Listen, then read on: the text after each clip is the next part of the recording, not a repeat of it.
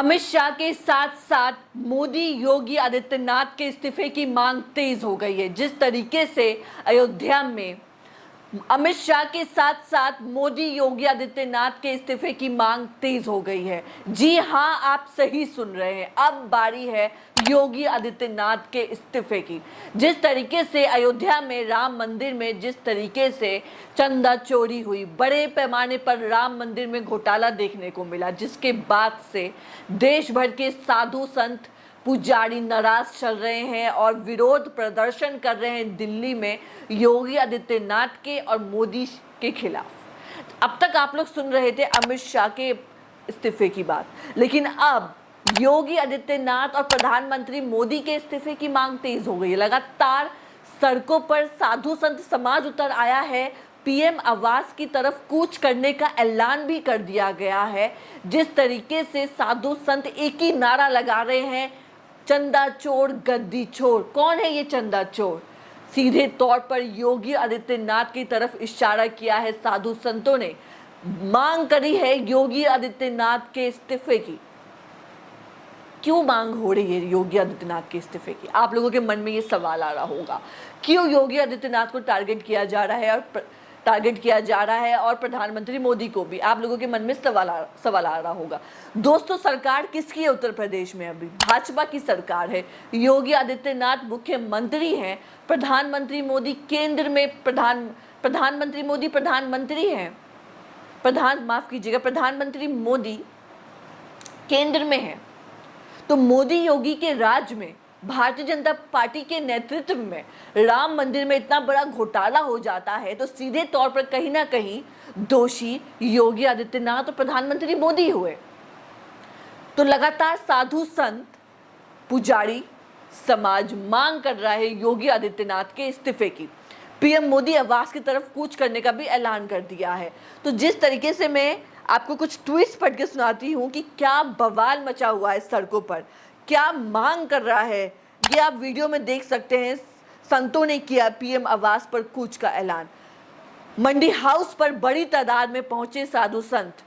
राम धन गबन मामले में पीएम को देंगे ज्ञापन। हनुमानगढ़ी समेत देश भर के साधु संत पहुंचे। सीबीआई की निगरानी में जांच कराने की मांग। लगातार राम मंदिर में जो घोटाला हुआ है उसमें सीबीआई की जांच करने की लगातार मांग चल रही है। साधु संतों के प्रदर्शन में पप्पू यादव भी शामिल हुए हैं।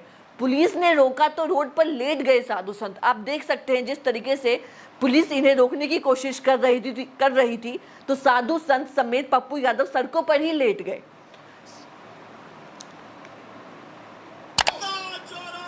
इस वीडियो में आप देख सकते हैं लगातार चंदा छोड़ो गद्दी छोड़ो, लगातार साधु संत पुजारी मांग कर रहे हैं कि चंदा छोड़ो गद्दी छोड़ो। लगातार मांग तेज हो गई है दोस्तों। योगी आदित्यनाथ के इस्तीफे की मांग अब राजनीति में सियासी रूप लेता जा रहा है। लगातार मांग तेज हो गई है। चंदा छोड़ो, डॉक्टर लक्ष्मण यादव है, उन्होंने ट्वीट किया है, चंदा छोड़ो गद्दी छोड़ो। राम मंदिर के चंदे में चोरी हुई तो सबसे गहरा दुख साधु संतों और राम भक्तों को हुआ। कोई सीबीआई जांच की मांग लेकर दिल्ली पहुंचा तो कोई सड़कों पर लेटकर विरोध कर रहा है।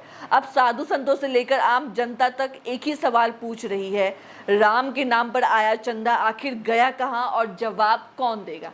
सही बात है। जिस तरीके से भारतीय जनता पार्टी राम मंदिर के मसले को हर चुनाव में भुनाती है, राम मंदिर सेंटिमेंट को इस्तेमाल करके लोगों को भ्रमित करती है और उनका वोट लेती है, उसी राम मंदिर में जिस तरीके से वोट चोरी हुई, उसी राम मंदिर में जिस तरीके से चंदा चोरी हुई है, इतना बड़ा घोटाला हुआ है, राम के नाम पे जो चंदा मंदिर में चढ़ाया गया, आखिर वो पैसा गया कहाँ? वो चंदा गया कहाँ? कौन खा गया ये चंदा? कौन है इसके पीछे? सबसे बड़ा सवाल। इस पे सीबीआई जांच तो होनी चाहिए। आखिर कौन है इसके पीछे? वो सारा चंदा कहाँ गया?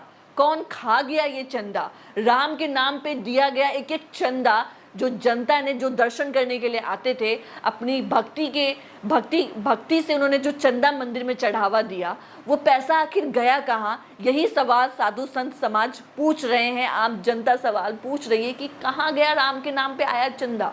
सबसे बड़ा सवाल यही पूछा जा रहा है। आपको एक और ट्वीट पढ़ के सुनाती हूँ। अनुराग चड्ढा हैं, वो लिखते हैं राम मंदिर चंदा चढ़ावे की अनियमितताओं के विरोध में दिल्ली मंडी हाउस फिरोज शाह रोड पर साधु संतों ने प्रधानमंत्री आवास की तरफ मार्च शुरू कर दिया है। सुरक्षा कारणों से दिल्ली पुलिस ने संतों को फिरोज शाह रोड पर ही रोक कर डिटेन किया। मौके पर निर्दलीय सांसद पप्पू यादव भी साधु संतों के समर्थन में पहुंचे। पुलिस ने बातचीत के बाद स्थिति को शांत कराया और 5 प्रमुख साधु संतों के प्रतिनिधिमंडल को प्रधानमंत्री के नाम ज्ञापन सौंपने की अनुमति दी है। तो जिस तरीके से लगातार साधु संत मांग कर रहे हैं इस्तीफे की योगी आदित्यनाथ की, प्रधानमंत्री आवास की तरफ कूच भी कर डाला, इतना विरोध है धरातल पर योगी आदित्यनाथ और प्रधानमंत्री मोदी के खिलाफ। आप इन वीडियोस में देख सकते हैं, काफ़ी ज़्यादा नाराज़ है।